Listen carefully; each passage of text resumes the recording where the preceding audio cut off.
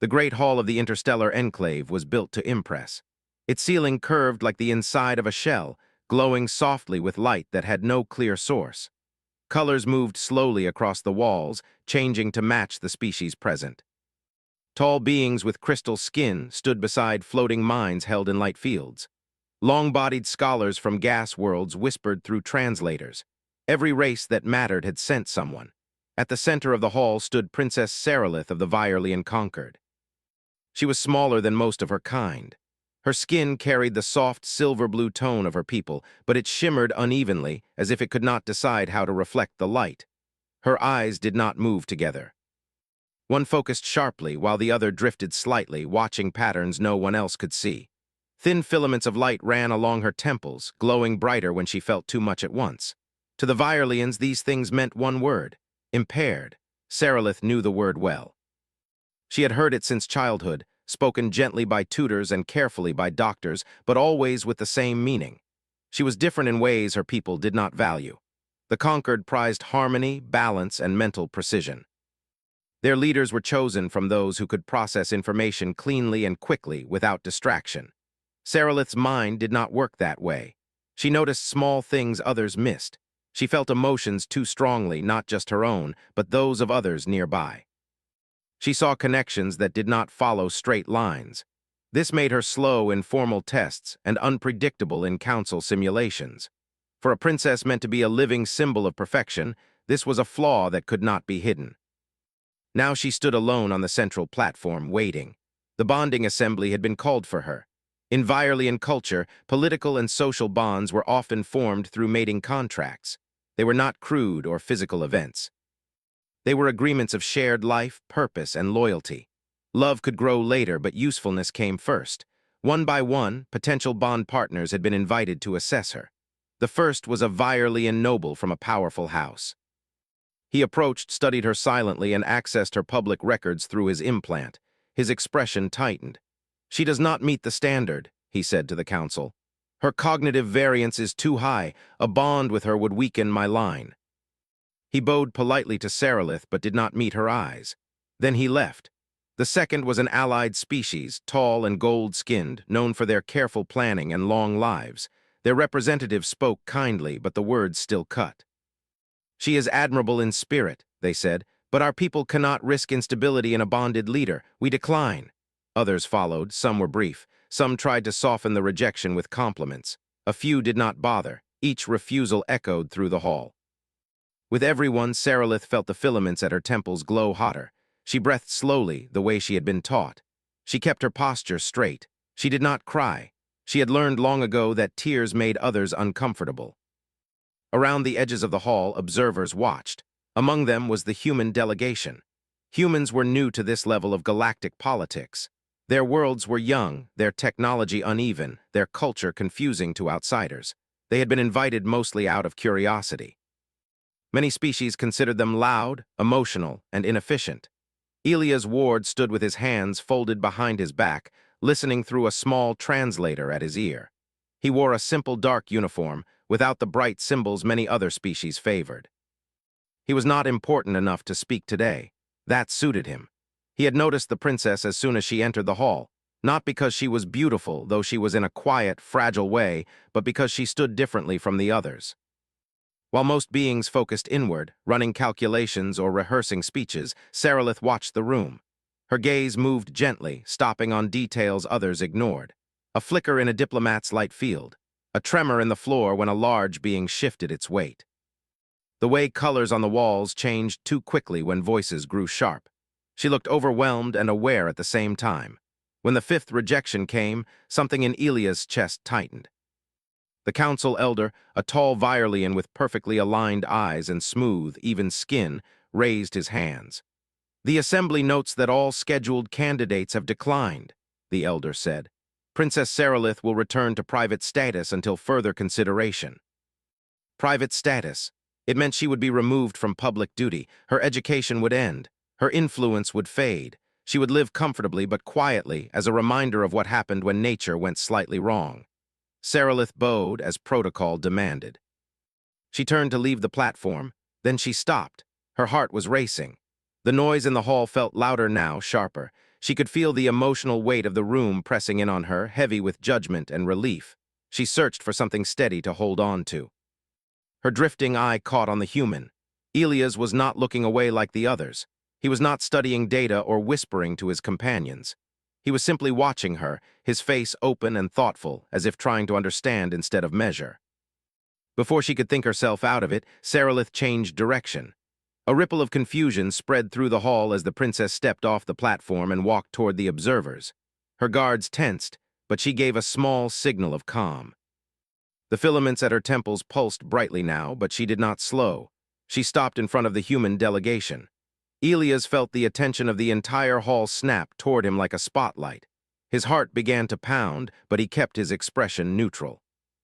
Years of diplomacy training, mostly involving angry humans, helped with that.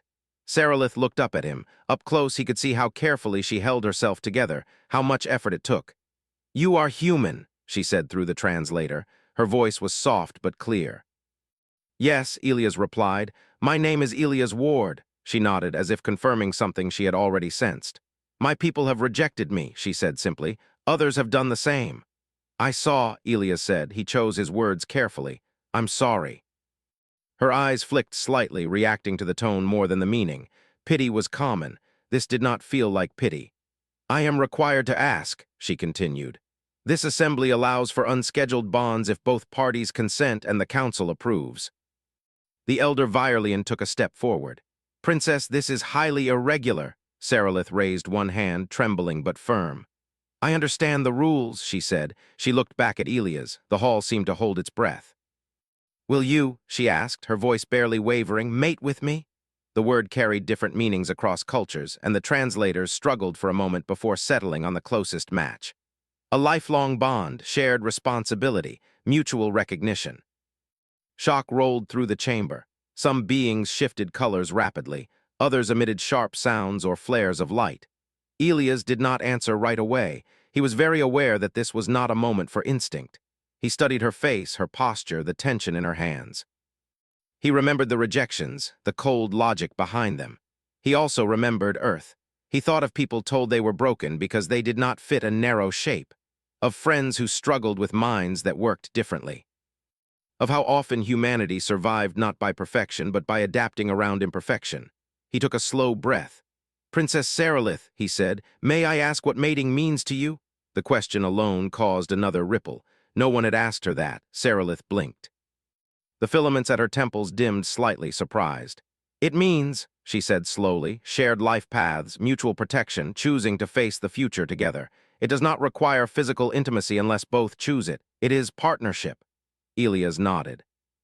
"And do you want that, or do you feel you must accept it to avoid being cast aside?" Her gaze sharpened. For the first time, something like relief crossed her face. "I want to be chosen," she said. "Not because I am useful, but because I am me." Silence filled the hall. Elias felt the weight of 1,000 expectations pressing down, most of them telling him to refuse. Humans were not powerful enough to make waves. This bond offered no clear advantage. It might even damage Earth's standing. But he also felt something else, a quiet certainty. "I need to be clear too," he said. "Humans don't bond lightly. If I say yes, it won't be charity, it will be a choice." Sarilith inclined her head. "That is acceptable." The council elder's voice cut in, strained. "Human representative, this bond offers no strategic benefit." "The princess's condition," Elias turned toward the elder. "With respect," he said, keeping his tone calm, "your definition of benefit seems very narrow." A few delegates reacted to that. Humans were not expected to challenge elders. Elias looked back at Sarilith. "I don't know where this path leads," he said, "but I see someone who has been measured and discarded without being understood." He paused, then spoke the words that would be recorded in assembly history. "Yes, I will mate with you." For a moment, no one moved. Then the hall erupted into noise and light, shock, protest, disbelief. The elder called for order, his perfect composure cracking. Sarilith did not hear most of it. The pressure inside her chest loosened. The filaments at her temples faded to a soft glow. She let out a breath she felt she had been holding her entire life. She looked at Elias, really looked at him, and saw no fear in his eyes, only resolve. "Thank you," she said quietly. Elias gave a small, almost shy smile. "We'll figure it out," he said. Neither of them knew yet how much the galaxy would change because of that moment. The hall did not quiet quickly. Voices overlapped in dozens of languages. Lights flashed in patterns of alarm or disbelief. Some delegates leaned together, whispering urgently. Others stared openly at the human and the princess as if trying to decide whether what they had seen was real. Princess Sarilith still stood close to Elias. The space between them felt small, but not uncomfortable. For the first time since she could remember, she was not alone in the center of attention. The council elder struck the floor with his staff, releasing a deep harmonic tone that rolled across the chamber. Gradually, the noise faded. "This assembly will recess," the elder said, his voice tight but controlled. "The proposed bond must be reviewed for legality, compatibility, and consequence." He looked directly at Elias. "Human representative, you will remain available for questioning." Elias nodded once. Of course. Sarilith felt a familiar fear rise in her chest. Recess often meant delay, and delay often meant quiet decisions made without her presence. She sensed the emotional currents shifting again, turning cold and sharp. Elias noticed her hands trembling.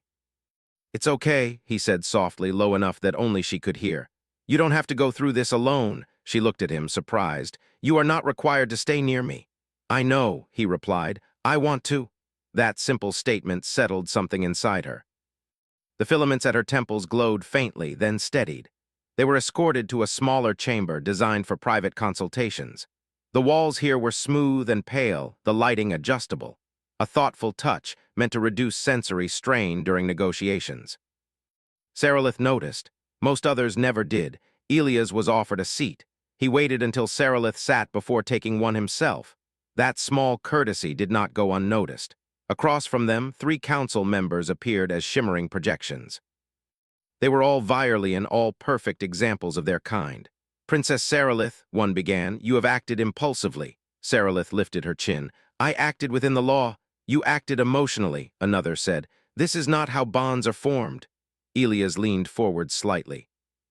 "With respect," he said, "that sounds like a cultural preference, not a legal issue." The council members paused. Humans continued to be unexpected. "The human is correct," the elder said after a moment.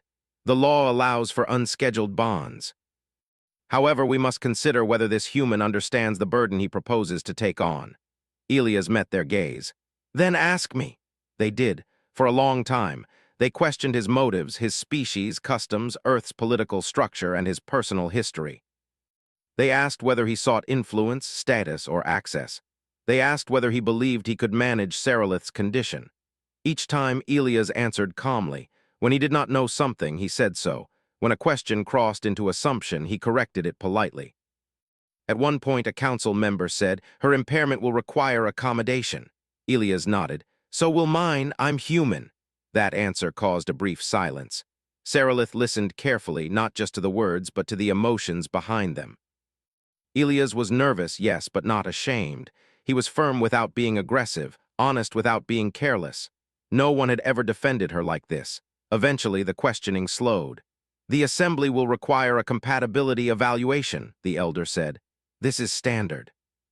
Sarilith's heart sank. Evaluations were where she always failed. Elias glanced at her, reading the change in her posture.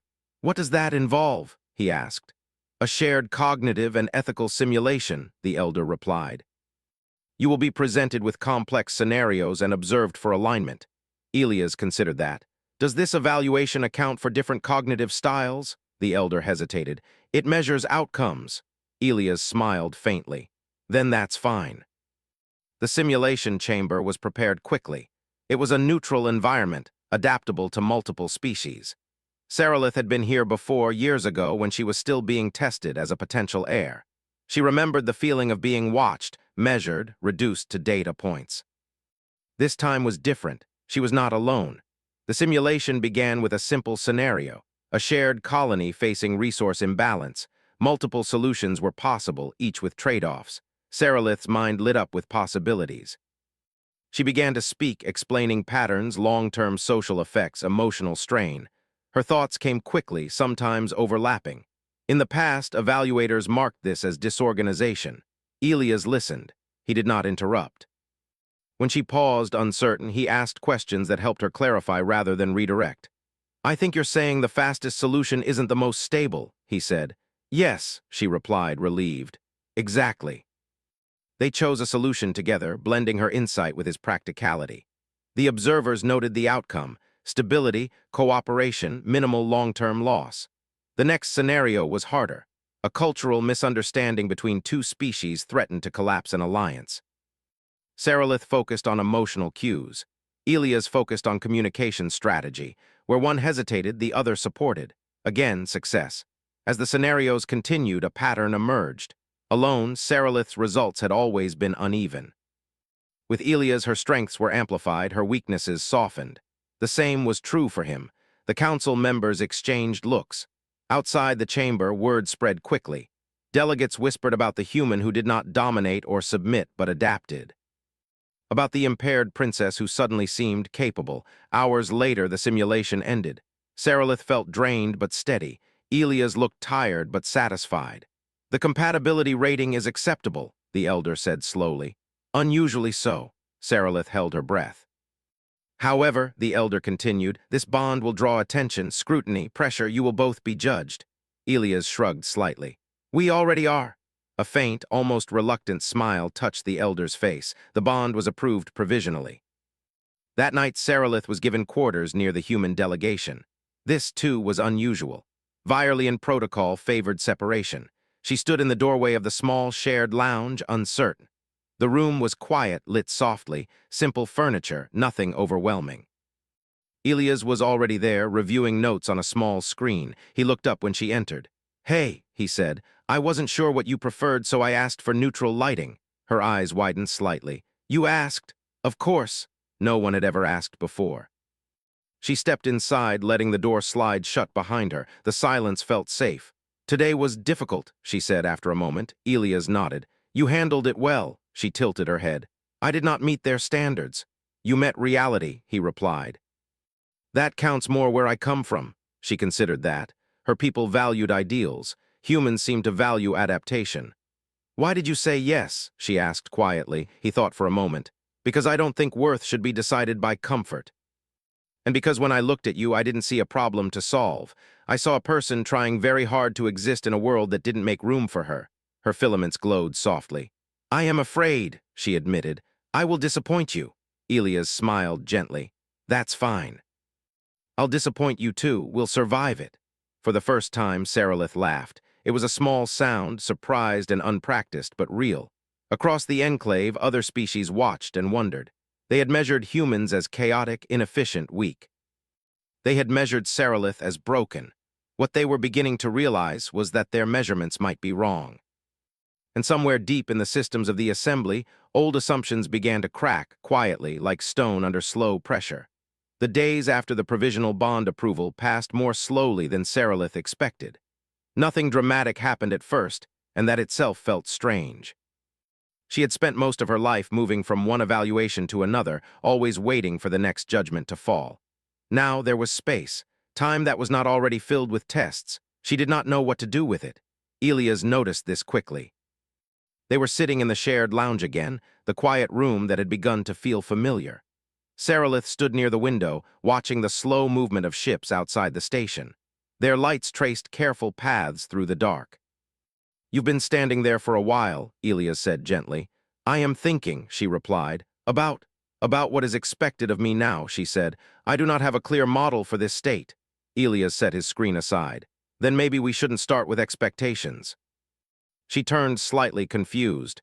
"Then what do we start with?" "Comfort," he said. "Safety, learning," she considered that. "Those are usually secondary." "Not for humans," he said. "At least not the good ones." That made her lips curve just a little. The assembly had not left them alone. Messages arrived daily. Requests for interviews. Invitations to cultural exchanges. Questions framed politely but carrying sharp edges underneath. Many species wanted to understand why a human would choose an impaired alien princess when stronger, more useful bonds were available. Some wanted to understand. Others wanted to challenge. One such challenge arrived sooner than expected. A delegation from the Cathari Union requested a joint session. The Cathari were known for their advanced predictive systems. They believed most problems could be solved by removing uncertainty. Their leaders were chosen by algorithm, not election or tradition. Sarilith felt her chest tighten when she read the request. They are experts in cognitive ranking, she said quietly. They were among the first to label me unfit. Elias looked up from the message. Do you want to meet them? No, she answered honestly. Then she hesitated. But avoiding them may be seen as weakness. Then we'll do it your way, Elias said, with support. The meeting took place in a mid-sized chamber, neutral ground. The Cathari delegation appeared as tall, angular figures, their forms wrapped in shifting lines of light that represented active calculations. They did not waste time. Princess Sarilith, the lead Cathari said, your bonding choice contradicts all available efficiency models. Elias felt Sarilith tense beside him. He did not step in immediately. Efficiency is not my highest priority, she said. That is precisely the concern, the Cathari replied. You introduce instability. And the human, their lights shifted toward Elias, introduces unpredictability. Elias smiled slightly. That's usually when interesting things happen. The Cathari paused, processing. Our projections show no net gain from this bond, the lead said. You will create precedent without benefit. Sarilith's mind raced. Old habits pulled at her, urging her to explain too much, too fast. She took a breath, grounding herself the way Elias had shown her. You are measuring the wrong variables, she said. The Cathari's lights flickered. Explain. My impairment, she continued, reduces my performance in narrow prediction tasks, but it increases my sensitivity to emerging patterns, emotional shifts, and ethical stress points. These are not easily quantified. Elias nodded. Humans have a saying, he added, not everything that counts can be counted. The Cathari delegation fell silent for several long seconds. Your argument is unorthodox, the lead finally said. So am I, Sarilith replied. The session ended without agreement but without rejection. That alone was unusual. As they left the chamber, Sarilith felt a strange mix of exhaustion and pride. I spoke clearly, she said, almost to herself. You did, Elias said, and you didn't apologize for existing. That's progress. She looked at him, startled, then thoughtful. News of the meeting spread. Slowly, the tone of discussion around the station began to change. The phrase impaired princess appeared less often. In its place were longer, more careful descriptions. Some species began to ask whether their own evaluation systems had blind spots. Not all reactions were positive. A Virelian faction, conservative and deeply traditional, formally protested the bond. They argued that Sarilith's visibility threatened social harmony. They requested that she be restricted from future diplomatic roles. The request hurt more than Sarilith expected. These were her people. Elias found her later, sitting alone, her posture folded inward. They think I am dangerous, she said quietly. Not because I am cruel. Because I am different. He sat beside her, close enough that she could feel his presence without being overwhelmed. Humans know that story well, he said. We've told it to ourselves many times. She turned to him. Did it ever change? Sometimes, he said. Not quickly. Not easily, but yes. The opportunity to test that answer came sooner than either expected. A trade corridor dispute flared between several mid-tier species. Nothing violent but tense, shipping delays, resource shortages. The Assembly's predictive systems failed to reach consensus. Every solution favored one side too heavily. The Council reluctantly invited Sarilith to observe, just observe. She stood at the edge of the chamber, listening. Data flowed across displays. Voices argued politely but firmly. Everyone focused on numbers. Sarilith felt the familiar pull of patterns forming behind her eyes, not clean lines but webs, emotions, fears, pride, history. She leaned toward Elias. They are afraid of appearing weak, she whispered. All of them, he nodded.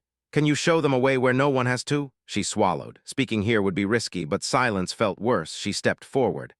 I request permission to speak, she said. The chamber hesitated. The elder looked uncertain, then nodded.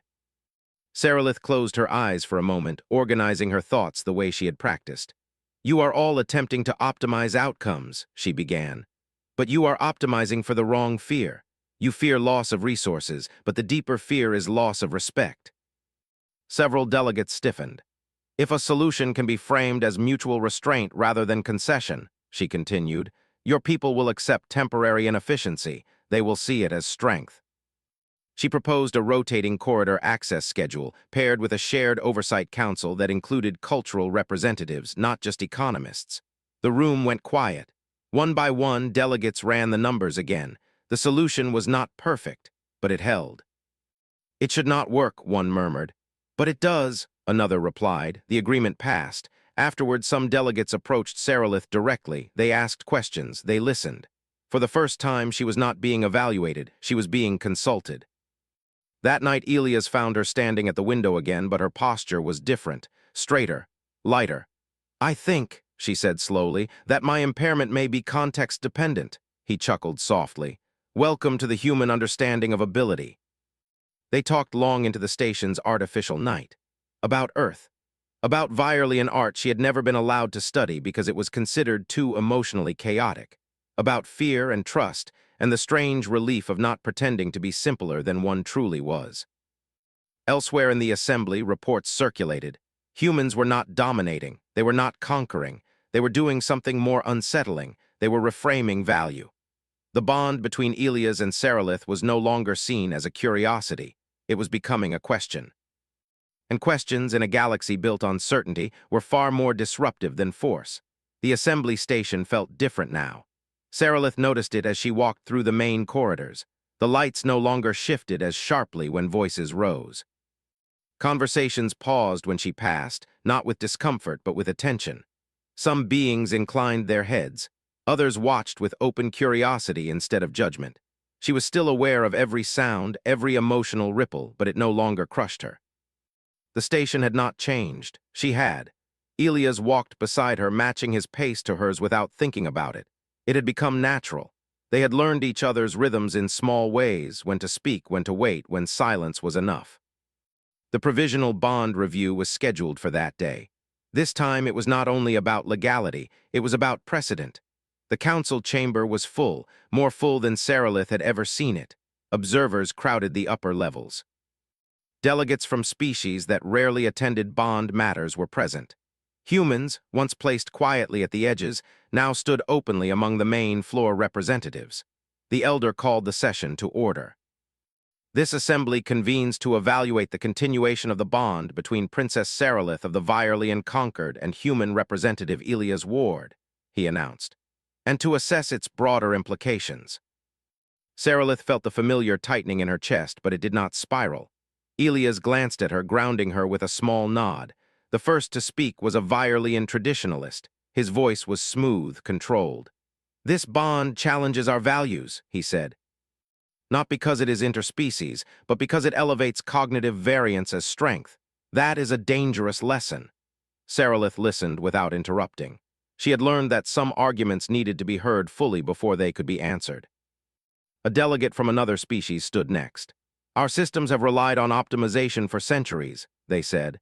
"Yet recent events suggest those systems are fragile when faced with social complexity." Murmurs spread. The Cathari delegation spoke next. Their lead paused longer than usual before addressing the chamber. "Our predictive models failed to account for the outcomes observed," they admitted. "We do not like being wrong, but data demands honesty. The human-Vireland bond has produced stability in areas where pure efficiency failed." That admission sent a ripple through the hall. Elias was invited to speak. He did not stand dramatically. He simply stepped forward. "I won't pretend to understand all your systems," he said. "Humans are still learning how to live with each other, let alone with a galaxy full of new neighbors." A few delegates shifted, uncertain. "But I do know this," he continued. "When you design a society that only works for the flawless, it becomes brittle. When stress comes, and it always does, it breaks." He gestured gently towards Sarilith. "She doesn't weaken systems, she reveals where they already are weak." Sarilith felt heat behind her eyes, but she held steady. The elder turned to her. "Princess Sarilith, you may speak." She stepped forward. The chamber felt vast but not hostile. "I was taught that my mind was a problem to be managed," she said. "That my perceptions were noise." She paused, letting the words settle. "But noise can be signal if you listen differently." She described her experiences not as apology but as information. How rigid standards filtered out emotional data. How fear hid behind efficiency. How adaptation required discomfort. "I am not asking you to change your civilizations," she said. "Only to consider that survival may depend on those you once excluded." Silence followed, not empty silence but thinking silence. The elder conferred quietly with the council. When he spoke again, his voice carried something new. "The bond is approved," he said. "Not provisionally, fully." A wave of reaction swept the chamber. Relief, surprise, concern, hope. "But more than that," the elder continued, "this assembly will commission a review of evaluation standards across member species." Sarilith's breath caught. "This bond," the elder said, "has shown us that our measures of strength are incomplete." The session ended not with ceremony but with conversation. Delegates approached Sarilith directly. Some asked careful questions. Others simply thanked her. One, a young envoy from a minor species, said quietly, "You make me think there might be a place for me too." Sarilith smiled gently. "There is," she said, "even if it takes time to build it." Later, away from the crowds, Sarilith and Elias stood together in the observation ring. Stars stretched endlessly beyond the transparent arc. "I think," Sarilith said slowly, "that my life will be very visible now." Elias laughed softly. "Welcome to the human experience." She considered that. "Does it ever stop being frightening?" "No," he said. "But it does stop being lonely." She leaned slightly toward him, close but not overwhelmed. Back on Virelian worlds, debates ignited. Some resisted fiercely, others listened. Schools quietly adjusted their teaching methods. Children once labeled difficult were given space instead of correction. On Earth, news spread just as quickly.